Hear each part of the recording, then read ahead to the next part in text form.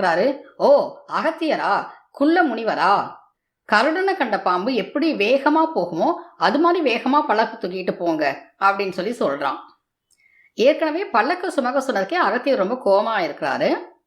இப்ப வேகமா போக சொல்லவும் அவரோட கோபம் அதிகமாகி நீ பாம்பா மாறணும்னு சொல்லிட்டு சொல்லிடுறாரு. உடனே நகுடன் பாம்பா மாறி அங்கிருந்த எல்லாரையும் கடிக்க போறான். எல்லாரும் அவனை அடிச்சு கொன்னுடுறாங்க. இதை கேள்விப்பட்டவனே இந்திராணி ரொம்ப சந்தோஷமாயிடுறான்.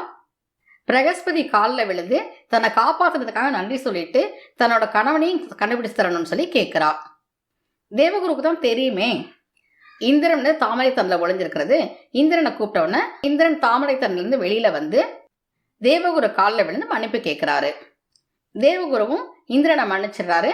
உடனே இந்திரன் சொல்றாரு, என்னோட பிரம்மஹத்தி தோஷம் நீங்கிறதுக்கு நான் என்ன பண்ணணும்னு தெரியல, நீங்க தான் வழிகாட்டணும்னு சொல்லிட்டு அப்போ குரு சொல்றாரு, நாம என்னதான் தேவலோகத்துல இருந்தாலும்